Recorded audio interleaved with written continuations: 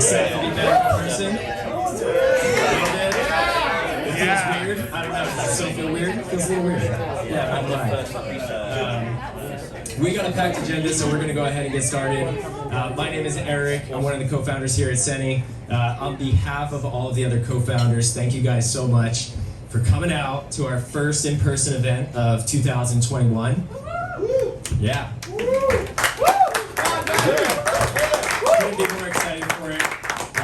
Actually, the last time I was in New York City, I'm based in Southern Connecticut, was February 2020 at our last SENY event, and we had Rakesh, who we also have here tonight. So it feels like we're just picking up where we left off, so really excited for it. Real quick, we are a bit behind, so I'm going to blast through the intro, and then we will jump into some of the content. So first, what I'd like to do is deeply, deeply thank all of our sponsors who really made this possible tonight. Thank you, Akshat. Cloudchair, Troops, and Vivint, companies we've been working with for a while, and just really appreciate all the love and support. Like I said, we don't make any money off of this, so thankful that amazing sponsors come in and help us put on amazing events like this. In incredible venues like this. This is super swanky, actually. Usually we're just in someone's office, so doubly thank you to everybody. Also, a huge thank you to Meredith. Meredith has been helping us orchestrate, coordinate. We haven't had something like that before. Usually it's Akshat bossing me around, which he still did tonight, but less so than usual. So for any of your event planning, coordination needs, definitely get in touch with Meredith. I can vouch, she has been absolutely amazing tonight. So how many people here is it your first time at a SENY event? Wow, quite a bit. Thanks. Well, welcome. We're super excited to have you. For those of you who are new here, SENY is really the premier community for SEs and also aspiring SEs, so really passionate about people moving into the sales engineering, solution consulting profession. And really the whole point of what we do is, we want each other to learn from each other. We want people to network, and we'll have time to do that tonight. We want people to work together and collaborate, and then also, form relationships. So we have a lot of mentor-mentee relationships, and we'll talk about how you can get involved in that right now. So here's where you can find us. Everyone signed up on Meetup, so you're familiar with that. My day job is working at Slack, so I'm super passionate about Slack. If you have questions, or if you need to buy some Slack, definitely come hit me up. But we have a great Slack community where we do facilitate a lot of networking that happens. And then you can also find us on LinkedIn. And tonight is actually our 3-year anniversary. So we started this back in 2018. And so Akshat was up till 5 in the morning putting together this video. So with that, we will go ahead and we will play this for y'all.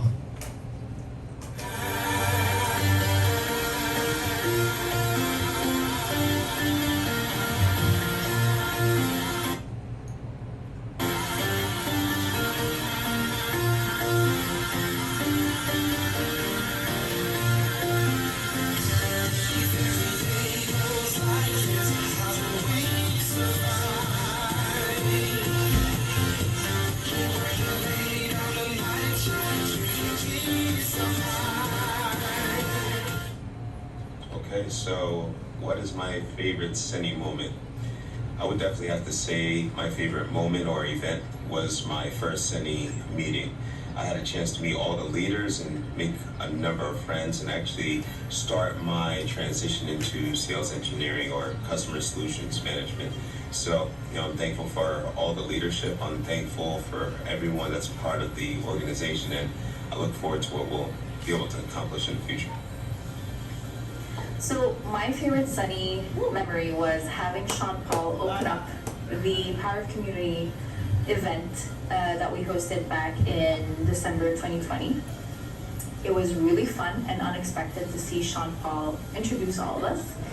Happy 3-year anniversary to SENY. Thank you so much for all that you guys do, and the value that you bring into all of us MSCs. To many more years. Hey everyone, this is Sam Payne here, and I just wanted to quickly share my favorite event at SENY, which was the event where we had non-traditional SE backgrounds present around how their journey has been to get to an SE role. So it was fascinating to hear what they spoke about and how they got to an SE role, and really just helps to reinforce the fact that this role is really not linear. My favorite SENY moment has to be when we were at the Salesforce Tower. It had to be a couple hundred people there. The topic was how AEs and SEs can get along, and we had a great happy hour after. It was a ton of people. It was a great time. We met a lot of great people that night.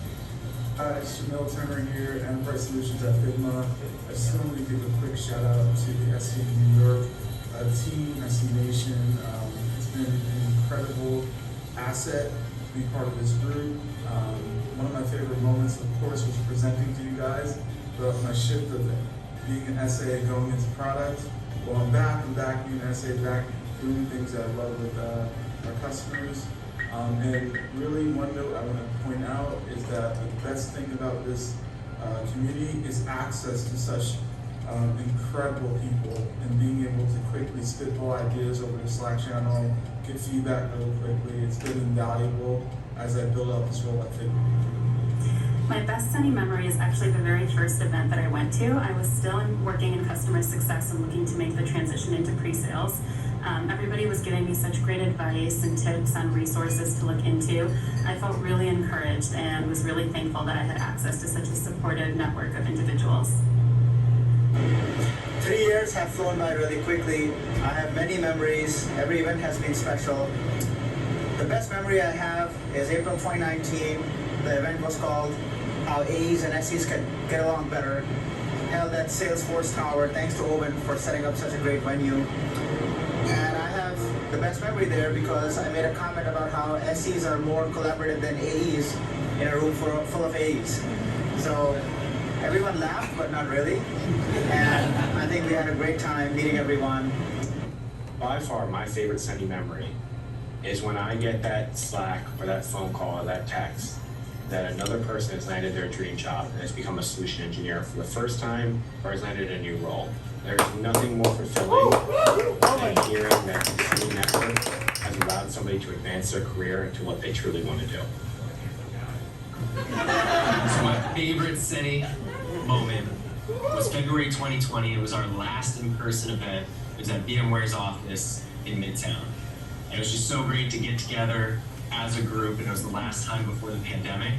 And we've had great digital events since then, but now we are back in person, and I could not be more excited about it. All right, that was awesome. Thank you, Akshat. That was actually the first time I watched it. I meant to watch it before, but it was fresh. That was great. Alrighty, let's keep this train rolling. How do we get out of here? Is there an SE in the room? Yeah, you're good. Thanks. Should we run it back? What's going on? All right, here we go. We can watch again. No, we don't have time. All right, so I just want to do a quick 2020 review. 2020 was an interesting year. Leave it at that. We had 7 virtual events. They were a lot of fun, so thanks to everyone who came out and supported those. We have over 900 people in our meetup group now, which is just pretty unbelievable, actually. 700 people in our Slack. And as Owen mentioned, you know, really those success stories, people moving into new roles, has really been amazing. So I'd love to take an opportunity to just do a quick member spotlight and spotlight one of those great stories. And so I'd love for y'all to meet Chris. Chris, stand up, man. Chris is in the back of the room here. He's just joining us. I'll share a little bit about Chris's story. His name's Christopher Ingram. He lives in New Jersey. He is a close personal friend of mine. He's been a member of SENY since about 2020. Exceptional bassist. If anyone needs a bassist in their band, he's in a band. But they're pretty incredible. He's great on the 4-string or 5-string or whatever you're playing. Recently got engaged. He was a security analyst at a company called ETS, which if you've ever taken the SAT or the LSAT or other tests that give you anxiety, he was behind a lot of that as a security analyst. And he will be starting as an SE, transitioning the role at Salesforce next week, or in 2 weeks? Yeah. 2 weeks. In 2 weeks. So this man got engaged and got his dream job at Salesforce literally in back-to-back days. So huge shout out. There's a number of people here who are really instrumental. Chris did a great job of networking. If you want to know his journey, definitely reach out and spend some time with him. And a huge shout out to Ali DeBear, whose team he'll be joining, who is also here. Champagne. We have a really exciting announcement. So we have SENY. We are launching Sales Engineers at Toronto. We have Carrie and Tony who are going to be leading the charge up in Canada. So definitely share this with any of your friends or colleagues up there. And I believe Carrie has a quick 30-second word to say. Hello, SE Nation and SE New York. I'm Carrie Sokolsky from Pre-Sales Mastery, and with Tony Matos, one of the co-founders of SE Toronto. I'm thrilled to help bring SE Nation's mission of building the premier network of SE communities to Toronto, where pre-sales representation to date has been somewhere between lacking and utterly non-existent. We're hoping to build a valuable community through networking, education, and awareness for not only existing pre-sales professionals, but also those hoping to get into the profession. So thanks for all your support, and have an awesome evening tonight. All right, thank you. When's their webinar, Akshat? 27th. July 27th. They'll be holding a webinar. Follow it on LinkedIn. We'll share it in the Slack. Really excited for that, and super excited to team up with Carrie and Tony. Man, the double play. All right, we're into the sponsors. So it's my honor to introduce someone who last quarter, she was 8,000% of quota. I think that was what she told me. But I'd love to introduce Rotem, if I said that right, to tell us a little bit about Cloudchair. Hi guys. I'm thinking of skipping the mic. What do you think? Can you hear me well? Yes. Yeah. Mic? All right. So I'm moving from Zoom after 2 years to in person. Very excited to be here. My name is Rotem German. I'm an account. I'll skip the mic, guys. Okay. How do I close it? I'll take it. Thank you. So I'm an account executive. Can you hear me well? Yeah. I'll share. Perfect. I'm an account executive at Cloudchair. Been with the company for 2 years. Former lawyer. 8 years as a lawyer, but technology is much more interesting and exciting. So here I am. Moved to New York. I was born in Israel. Mother of 2 twins, 6-year-old. You're not audible back here, so if you can please use the mic. You cannot hear me? Okay. All right, so let's talk Cloudchair. Let's be honest. You're facing a seemingly impossible job.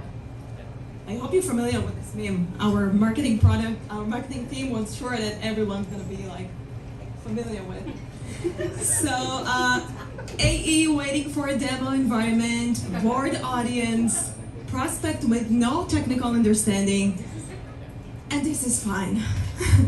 Well, it's not fine. Oops.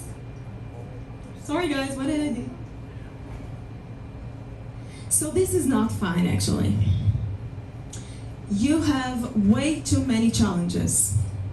You spend too much time creating an environment. You need to combine technical expertise with sales know-how too. You have distractions everywhere. And you chain to a single cloud vendor. But above all, you are the starting point. So actually, it's all about the solution engineers. You guys make the first impression. You are above purchase and onboarding, and this is the first starting point with each customer. We believe that today, people buy an experience and not product. And it's time someone gave you a hand. And we are here to help. Oops, sorry. So Cloudchair for Solution Engineer, basically we are virtual lab provider, create revenue generating interaction with your prospect from get-go, quickly, easily, and at scale, no matter how complex your software is. Actually, using Cloudchair, you can set up an environment with just a few clicks, have incredible capabilities of demonstrating your products, demos, and POC, and also have insight with our analytic tool. How do we do that? Automate, engage, and scale, exactly as I mentioned. A little bit about us. So we help engineers like you drive customer acquisition by enabling you create customized environment with just a few clicks anywhere, at any cloud, at any time. So we have our own data centers, but we also provide, we also integrate with the public cloud, so AWS, GCP, and Azure. We can integrate with all of them. And we are here to help you. So if you want to talk with us, I'll be there. Thank you. All right, papers are all that matter. You can come here anytime. Alrighty, thank you. Next up, we have a company called Vivint.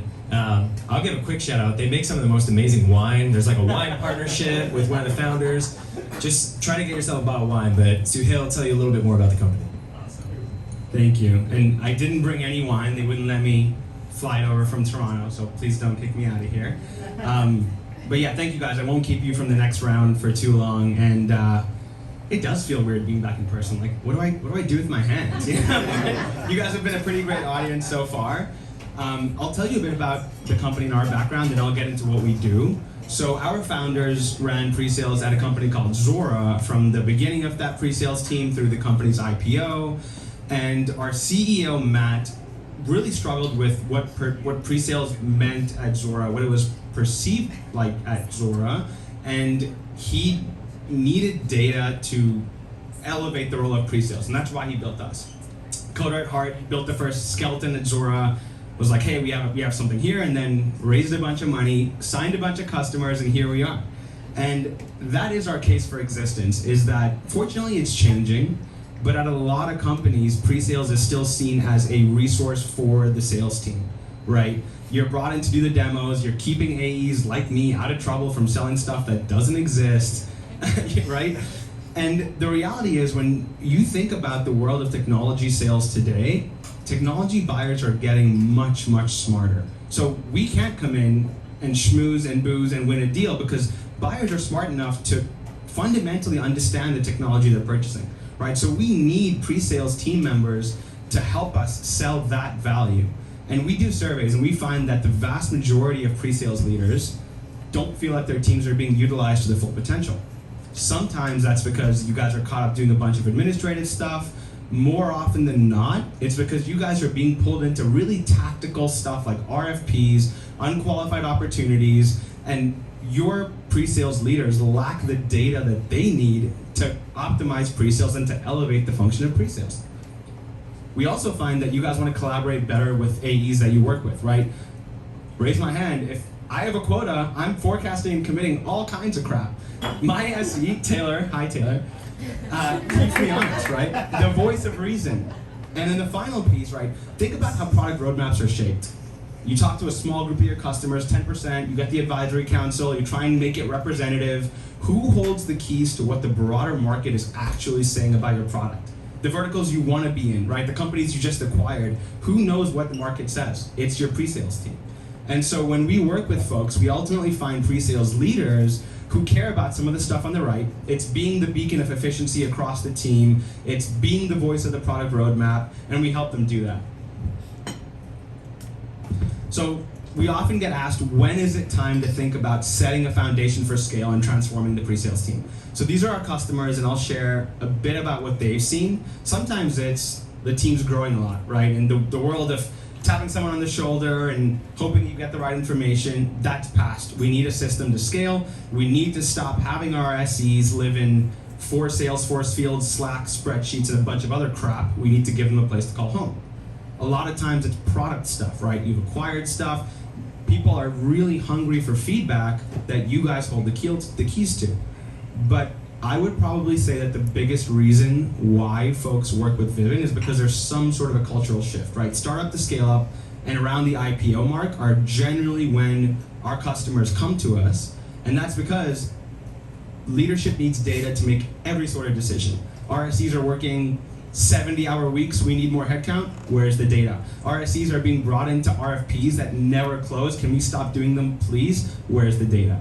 And so that kind of cultural shift creates an appetite for the data that Vivint provides. And so if you're kind of asking yourselves the same thing, I mean, these are generally catalysts that you can think of as the sign to start thinking about transforming your pre-sales team. And these are things that go up to the board level, right? These are things that are talked about in 10Ks, and pre-sales is extremely critical for each of them, and yet up until very, very recently, there hasn't been a set of tools at pre-sales teams. And I love to show this slide because back in 2017, this is what got us our seed round, right? Really intelligent founders, really great background, but we were able to highlight the fact that there's this super critical role that from an enablement and technology standpoint, many software companies have completely ignored. And so we were kind of born to be the solution for pre-sales. And so a bit about our background, I mentioned some of our founders. We have a really great data science team. We were actually very recently invested in by both Salesforce and Atlassian, which was super exciting because you have this 60-person startup called Vivint that has been backed by the biggest players in sales and engineering. And we worked with some really, really awesome forward-thinking customers. So if you know AEs at any of these, or SEs at any of these orgs, please talk to them, ask what their experience is like. I'm sure they'll have positive things to say. So what does our first product, Hero, actually do? So on the front end, we're a place for you guys to call home, right? To manage all the crap that gets put on your plate, all your deals, to work them through, to share product feedback, to collaborate with your team members around winning these deals. And when you guys do that in Vivint, we're able to provide your leadership with really critical insights, like where's our time being sucked up? What's actually closing deals and what's not? What are the gaps that are costing us deals? And it almost is an insurance policy for really killer SEs who are getting their butt handed to them because the product isn't where it needs to be in certain verticals. And so that's the kind of data we provide back, and then in the hands of the right SE leaders, that data results in things like higher attainment, it results in things like better product market fit, and then it kind of flows to wherever else it needs to. So again, you guys don't have to fill out spreadsheets, you guys don't have to lob things over the fence and hope that products get them. You're able to work in Vivint and everything else kind of flows naturally. So again, sorry to keep you guys from the next round, but if you want to get in touch, come find one of us. We'd be more than happy to chat, and thank you all so much for having us. Come on. We have a Lego Millennium Falcon. If you want it, please fill out a raffle card. It's $7.99 on Amazon, so if you don't want it, sell it. If you don't want it, sell it. But yeah, please fill out your name. I think there's some cards and a pen over there. There's a fishbowl, there are cards. Put your name and company you work for. Yeah. We're gonna do a raffle live at 7:15, something like that, and you can walk away with the Millennium Falcon. Thank you guys. All right, thank you, Sahel. I've never seen Star Wars, but that wine, I'm serious. No. One last sponsor, Troopsai, and we have the founder here. I'm happy to give Troops a shout. I'm a user, and all I'll tell you before Dan takes over is it made me, my life, and my team's life easier. And if you don't want that, I don't know what else to do. Thanks, bud. I feel like I could say anything. It's just so great to be out and see people. So I'm just going to tell you the story of how Trips started and then what we're up to, which I think you guys will appreciate. But yeah, a few years ago, in a former life doing the startup thing my whole life, we ended up, my last company, merging with a business called Buddy Media and then sold that to Salesforce. And I remember playing the role that a lot of you play, having to update fields forms, buttons and boxes all day, trying to get information. It was incredibly painful. So painful, in fact, my manager came to me and they were like, Dan, if your team doesn't update Salesforce by 5 o'clock every Tuesday, they're fired. That's you? Did you get fired? So you updated all those fields and forms. And that was fucking crazy, but also really logical, which in of itself is crazy. And the paradox is that in order to run your company, you need to interact with the place where you have all of this information, even though it's incredibly painful. And so the question we asked was like, what if you can interact with all this information in a way that was like texting your friend or like mom about how the movie was? What if you could interact with all of this CRM information and frankly your entire company's organizational data in a messaging interface? That would be pretty sweet. And so for the past 5 years, that's what we've been doing, primarily focused on integrating the leading database in the world, Salesforce, with the fastest growing company, the fastest growing collaboration and messaging interface in the world, Slack, which is pretty funny and ironic now thinking about Salesforce spending $30 billion on buying Slack, which we are very excited about. Slack is one of our investors. In fact, we were their first Series A, Series B and follow-on investment, so Stuart and team were pretty bullish on this idea. And they're also a customer, as well as customers like Twilio, Snap, Shopify, and many of the other fastest-growing companies in the world. So that's what we're up to today. We've expanded that vision in a way that's much more expansive and holistic than just Salesforce and Slack. And so today, we now integrate with systems like Salesforce and Zendesk and HubSpot and Intercom and Gainsight and Outreach and many more. And we also now do this with Microsoft Teams. And again, our vision is that nobody should have to bop around between 40 different tabs all day and go in these really painful and archaic systems. Even if they're new, they're still archaic.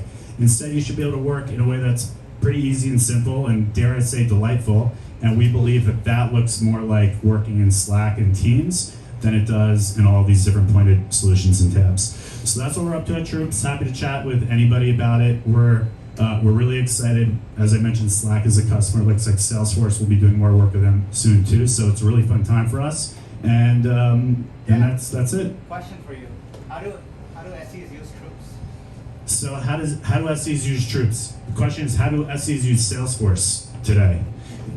And so however you use Salesforce today, we can help simplify and make it a little bit easier. And so, specific examples where we've seen a lot of good uptick, specifically with SEs, are the SE teams getting signals and notifications when deals are coming down a pipe or when there's an opportunity for them to get ahead of the curve and be a little bit more proactive in planning with account executives or account managers. I played an SE role once and I felt like I was always caught on my heels at the last minute scrambling to, basically be at the beck and call of the salespeople, and it sucked. And so with Troops, we're able to help almost be like a digital assistant to SEs so that they aren't and we aren't flat-footed and can feel like you have someone preventing things from slipping through the cracks. But great question. Any other questions? Okay, that's it. That's all I got. Thank you. Pleasure to have you here. If you want to know how people use Troops, come find me. I'm more than happy to tell you how we've been using it in Slack. If you want to know how people are using Vivint, feel free to go find Owen. Where is he? He's at the bar. He can tell you how Twilio's using it. If you want to hear about Cloudchair, find Akshat. I'm sure there's a bunch of other people in the room. But with that, again, thank you so much to all the sponsors. We really appreciate it. Thank you, sponsors.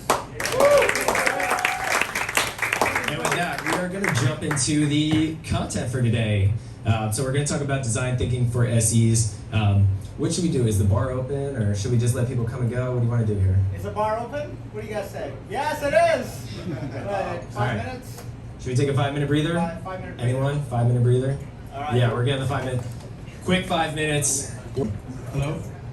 All right. Yeah. Okay, so I guess whenever you guys are comfortable, please join us back here. If you're afraid of COVID, then I respect your decision not to sit in the front row, but I'm not a stand-up comedian. I won't make fun of you. 4 seats. So we have 4 seats here, and we have, I think, 1 at the back there. All right, just a quick intro, and then let's dive in. I spent about 20 years in the corporate world, mostly at Akamai, and my most recent role there, I was head of a global team of specialist SEs. And I wish there were companies like Vivint and Cloudchair when I was doing what I was doing, because I was homebrewing all of these things in-house. And so it's great to see the ecosystem of tools come up for this community. 2 years ago, I quit Akamai because not because I did not like my job, but I wanted to do something of my own. And when I quit, I started to speak with a lot of my peers, and they were going through similar problems that I was going through at Akamai and that I was helping solve for. And so I decided to start my own consulting practice. And I primarily help sales teams, both direct and channels teams, create internal learning programs. So think of your training and certification programs that you would develop in-house, but I do it as a service.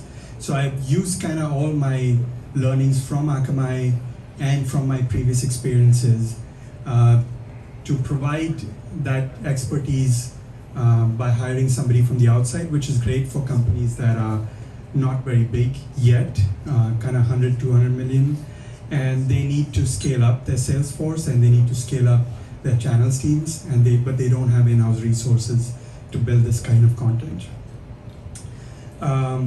2 months ago, I started another venture, which is a film production company, and I help mainly brand marketing teams, and one of my favorite projects that I'm working on right now is we're producing a virtual video tour of one of the largest energy efficient structures in the world, which happens to be in East Harlem. So we were commissioned by the architecture design firm to produce that so that they can showcase it in the industry. So before we get into design thinking, what it is, let's just start with definitions, and then I think we're going to take the next hour to pretty much unpack it and figure out, does it really apply to me and can I use it in my day-to-day work? So in the words of Tim Brown, I'm just going to read this out. Design thinking is a human-centered approach to innovation that draws from the designer's toolkit to integrate the needs of people, possibilities of technology, and requirements for business success. I would say that sounds a lot like an SE job. What do you think? You have people, you have technology, and you have business. And it's really at the amalgamation of all that is where design thinking lives. And so I felt like it's very appropriate for an SE to have those skills and tools in their kit bag so they can use it in their job. Tim Brown is the founder and head of IDEO, which is one of the leading design firms in the world. And he's really responsible for making design thinking appeal to a larger audience beyond tech. And so today it's being used in education, in healthcare services, pretty much every industry as a framework for innovation. So why not we use it? Let's make today's session a little bit interactive. I don't want it to be a one-way conversation. So if you guys can whip out your phones and just hop on to slido.com, or you can use the QR code.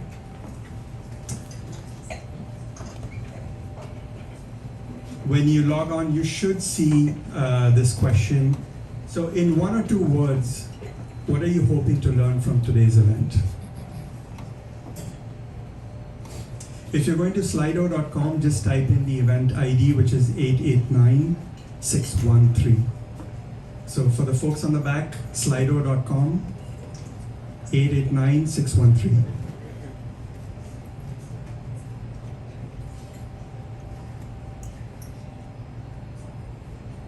I know where that one came from, chicken tikka masala.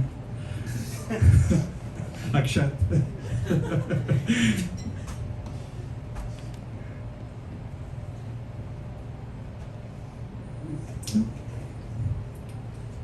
This first time it'll probably be slow, but once you're logged in, you're going to see the questions coming up much quicker.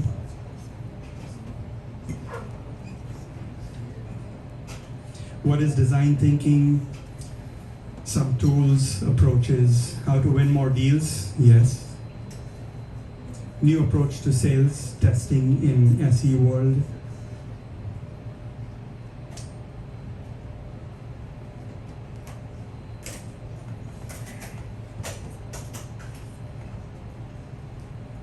Get strategic with innovation.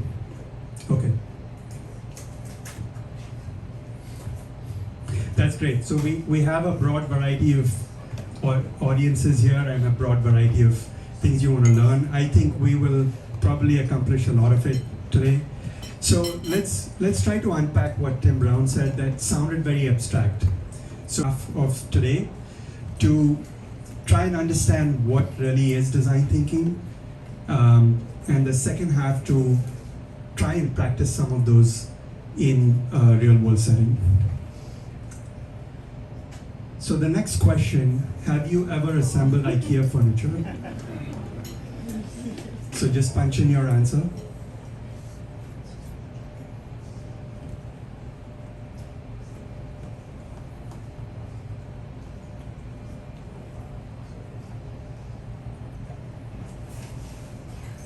Somebody has not assembled IKEA furniture? Have you not been a student?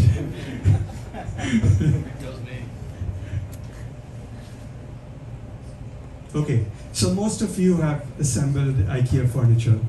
Why do I bring it up? So, assembling IKEA furniture is a very linear process. There's a starting point, there is an end point. You know what the starting point is, you know what the end is. You know how many steps you're going to need to get to the end point. You know exactly what to do in each step. If I told you the sales process was like assembling IKEA furniture, you would probably laugh me out of the room. The sales process looks probably something like this. I would say it's more like wayfinding. It's more like Columbus setting out to find India, but ends up in the Americas. There is a vague proposition of what the solution might be. There is a vague idea of which direction to head to, but that's about it. From that point on, you're just trying to find your way. You're taking one step at a time, you're learning, and you make corrections, and you go forward. And that's really what design thinking enables, is when the destination and the way is a bit fuzzy. And it's fuzzy when there are people involved. And when you think of our roles, at the end of the day, we're dealing with human beings. We're trying to influence human decisions. We're trying to make somebody buy something. We're trying to establish trust. And so while we call ourselves engineers, it's about human beings as well. Another way to look at it is, as I mentioned, the IKEA example, there was a clear goal. But the Columbus example, there wasn't a clear goal. There wasn't one right answer. In fact, Columbus, you could argue, failed to get to India. But what he found was maybe more useful to the old world. So, an advantage of having a fuzzy goal is that you might end up in a place that's more valuable than you initially envisioned, and which is a good thing, right? It motivates you. It motivates the direction of work. It does not dictate the end result. And often, trying not to dictate the end result can lead you to innovation or to something new. So this is a very external way of looking at it. Let's kind of internalize it. You probably have seen a version of this picture, the left brain versus the right brain, right? And we have both of these, most of us. The left brain tends to be more data-centric. It's more critical. It's more analytical. It seeks for one right answer. It likes control.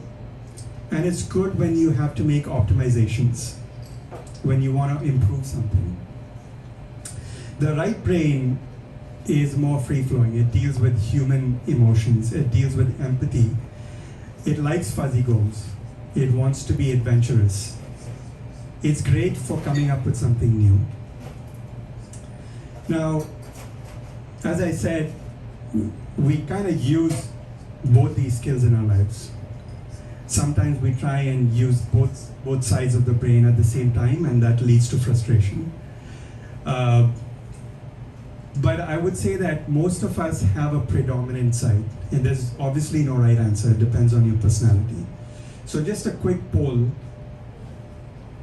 What is your predominant side?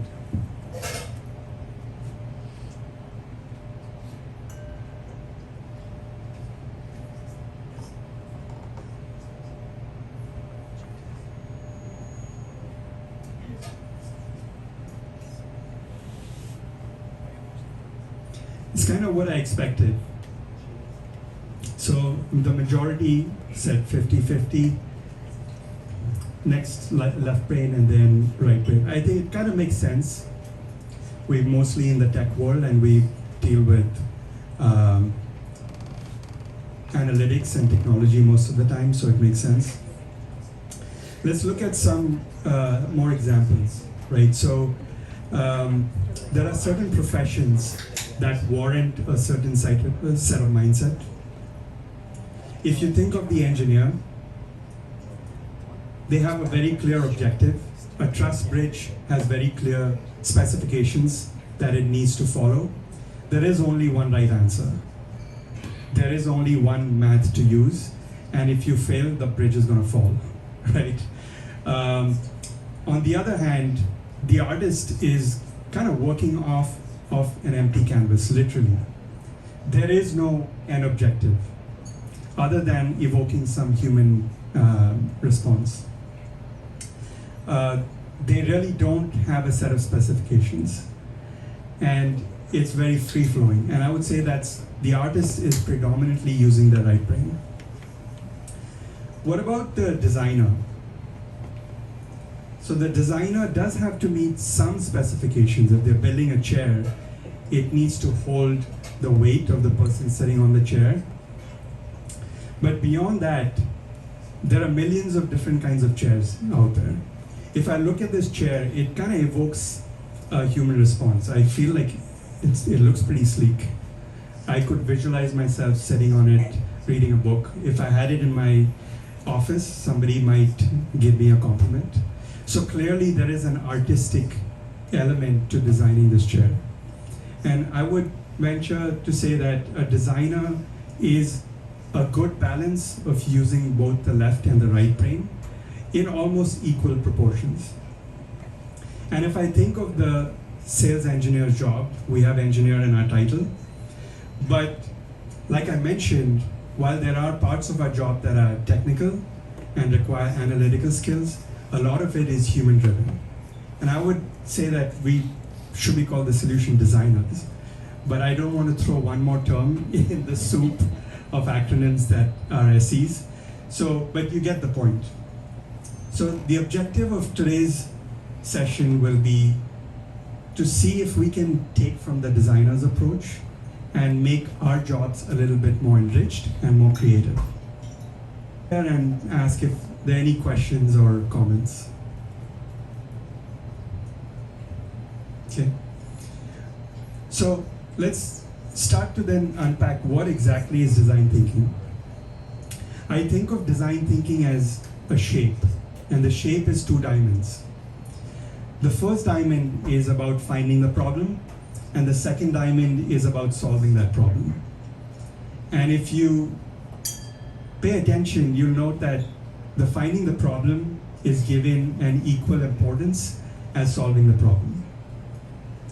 And that's really a key tenet of design thinking, that there is a humility that when you're designing for another human being or set of human beings, you really don't understand the problem fully. You cannot, by virtue of who you're designing it for. They're different from you. And it's that humility that allows you to dive deeper and truly gain some insights into what exactly is the problem. At the tip of this diamond is you come out with a definition for that problem that you're going to solve in an iterative manner in the second diamond.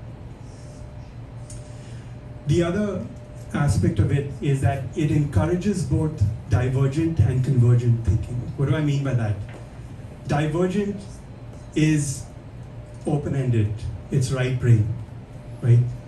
Convergent is critical thinking, it's left brain. Divergent thinking is blue sky. You're trying to go for as many ideas as you can. You're trying to go for a pie in the sky idea. Convergent thinking is you're trying to make sense. You're trying to do what is possible. And the shape allows you to do both of them, but at different stages or different steps along the way. The other thing is, it allows for different kinds of people to flourish and to add value at different steps as you go along the design thinking cycle. One last aspect is that it's not a linear process. If you learn something while you're developing the solution using rapid prototyping, let's say, as a tool, you're going to learn and gain new insights. You may have to go back to the first diamond and further explore what that new insight is before going and testing some more iterations of your product or solution.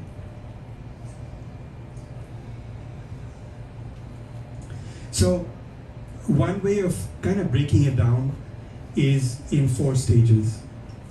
The discover phase is really when you're trying to uncover as many insights about your audience. The define phase is you assimilate those insights into what we call a how might we statement, and we're going to look into that in more detail. Develop, you're trying to ideate and come up with as many versions of a solution that are possible that can address that particular problem that you just defined. And deliver is about rapid prototyping and testing those to come up with that one final solution that makes sense. I'm gonna hand out these slides to you guys later so you can read through it. How does that map to sales stages?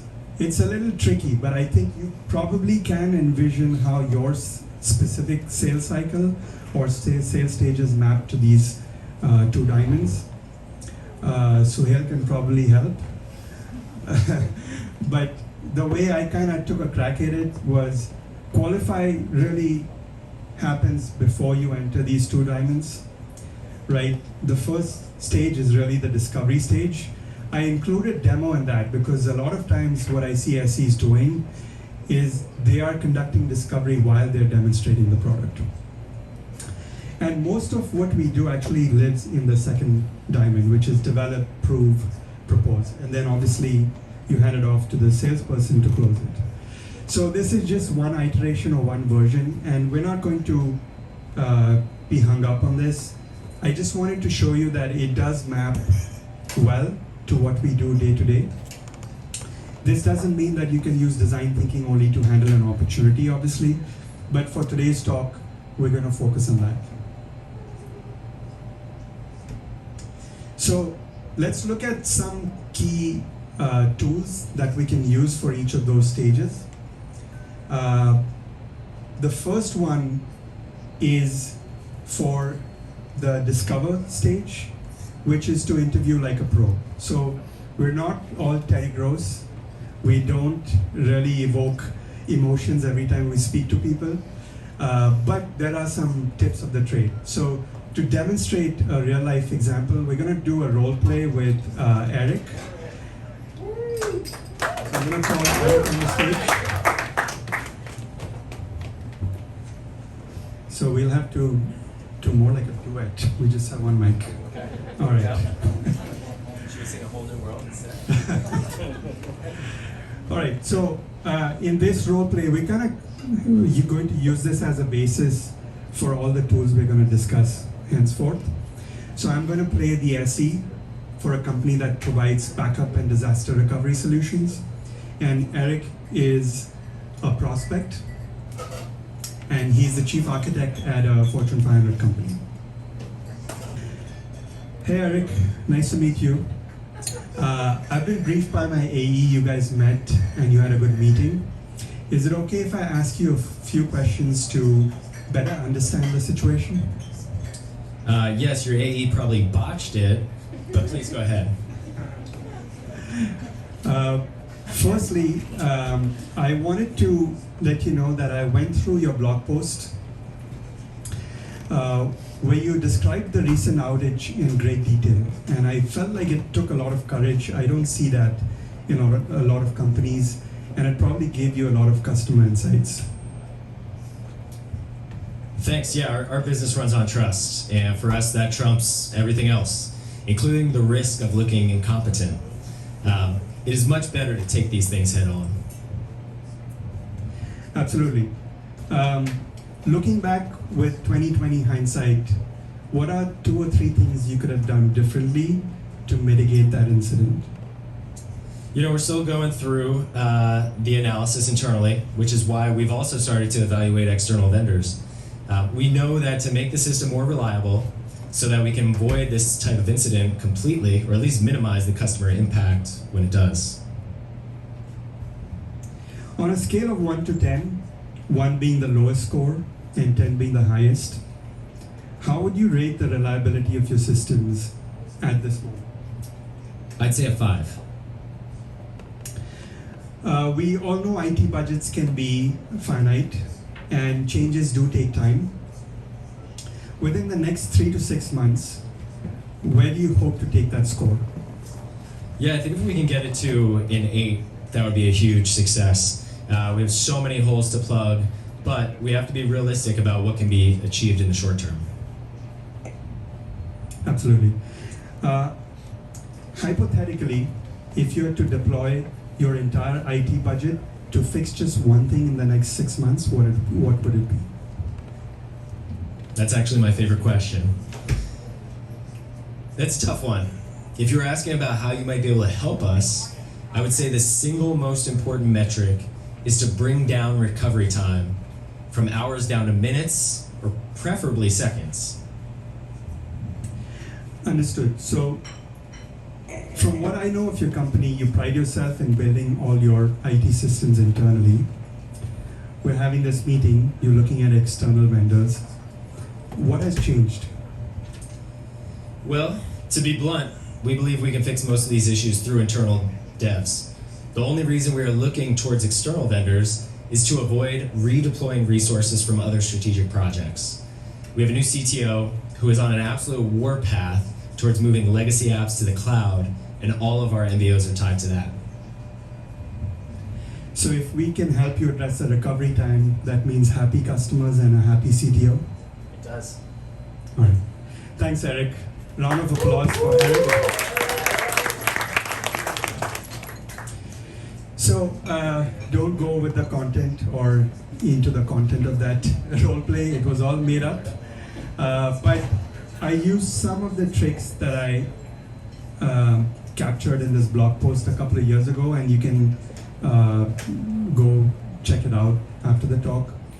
But if you notice, other than ask for a story, I kind of used all the tips. So I started with a compliment, and it was a genuine compliment.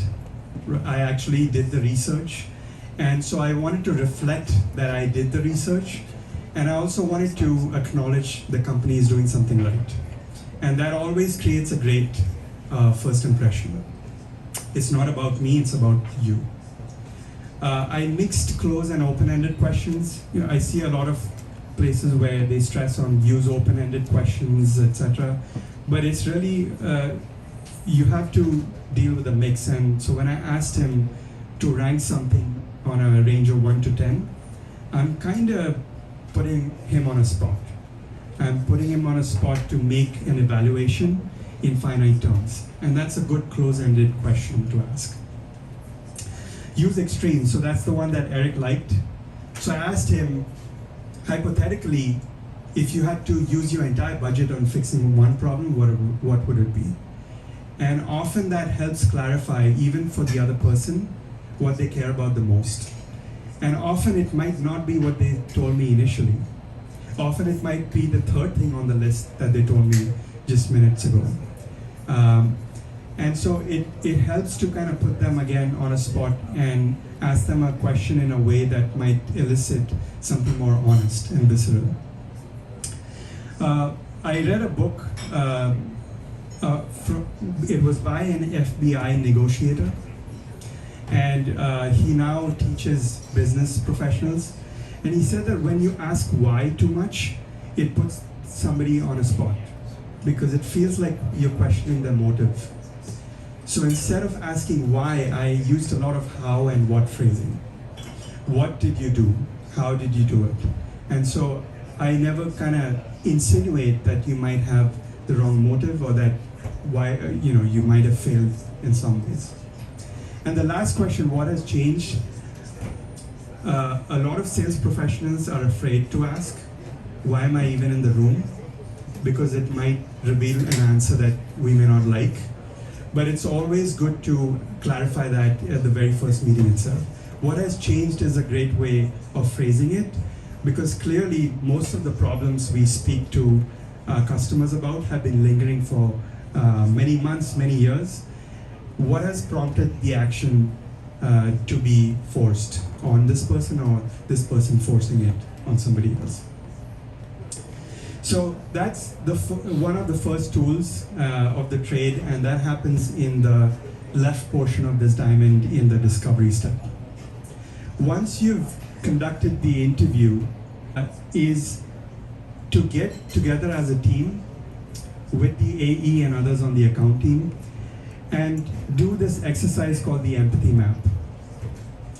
And what it is essentially distilling what you just heard or what you observed or whatever you did in the discovery stage.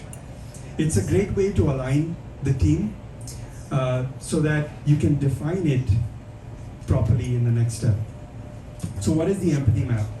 The empathy map requires you to jot down what did the person say, so in this case Eric, what did he say, what is he doing, which is quite evident because it's external, but also what is he thinking and what is he feeling. And that's a little bit more internal, right? And that requires your sense of observation. So let's just shout out some things that you might have observed. So, for example, what did Eric say? Eric said that he wants to reduce recovery time. What are some more examples of what he said? Just if somebody wants to volunteer and shout it out. Prevent downtime. Prevent downtime, yes. The CTO has a view on his boss, it's his boss. MBO. His boss has a project and an MBO attached to it.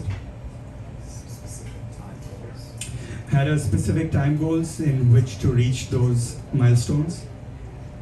What about, what is he doing? What is Eric doing? He's resource constrained, so he's looking for someone to solve it. He's looking for a solution. He's looking for external vendors. What else is he doing? He's weighing internal versus external. That might come and think, but yes, you're right. He's also reaching out. He just wrote a blog post and he put himself out there for his customers. So he's putting himself out there either to prevent PR damage or to genuinely ask for feedback from his customers. So that's what he's doing. What he's thinking, like you said, he's conflicted. What else is he thinking? He's thinking this is easy. We can do it in 6 months. We're just looking to hire you because we don't have time. So in a way, he's kind of trivializing the problem, which might or might not be true, right? What's he feeling? Pressure from the CTO. It wasn't clear if this was his project or if it's being forced on him. At least the projects that the CTO has handed in. So this exercise is done best when it's a group. Also because you're going to hear different perspectives from everybody who was in that room. So what your AE puts down in terms of what the customer was thinking might be something completely different from your viewpoint. And it's a great way to tackle that head on rather than wait till you're much further on in the sales cycle and realize that you have disagreements. So that's the empathy map. So what do you do with this information? Once you've assimilated your ideas or observations in the empathy map, the next stage is the define stage. And what we're trying to do in the define stage is to articulate the problem in a very specific way. In design thinking, we use the phrase, how might we? And these three words are chosen very carefully, right? How is solution-centric?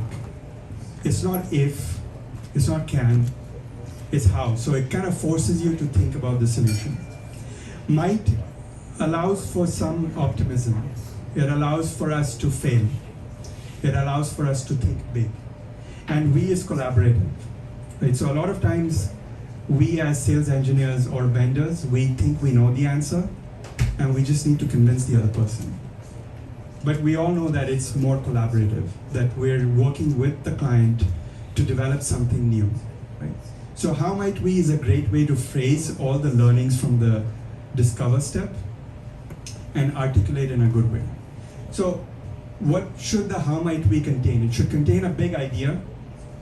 It should be broad enough. It should be clear and human-centric. So I'll give you a couple of examples.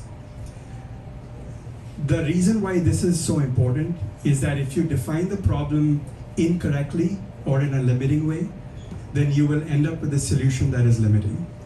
So let me give you an example.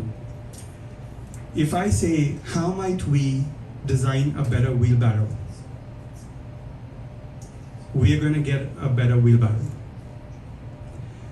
If, however, I frame it as, how might we design a way to transfer heavy objects over short distances?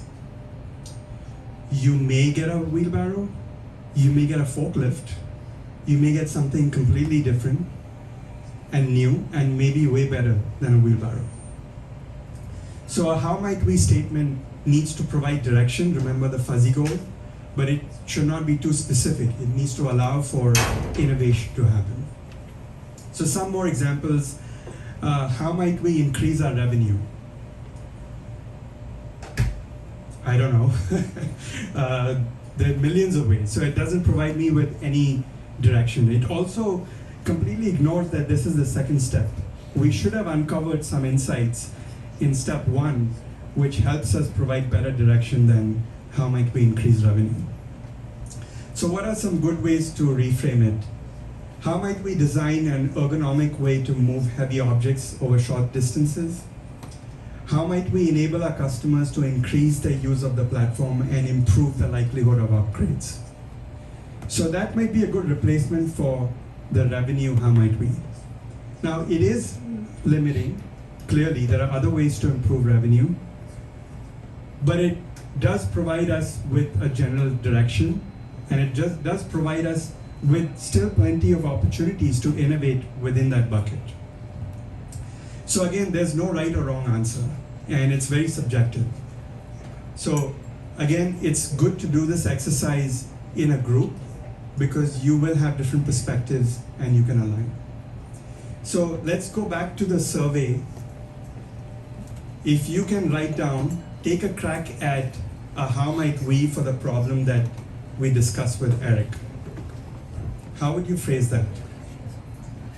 You can type multiple iterations if you want.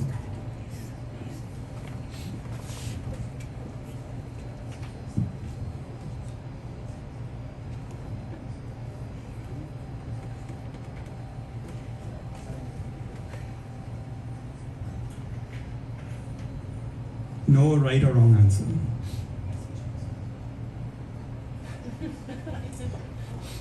How might we help you sleep better at night? How might we make your job easier?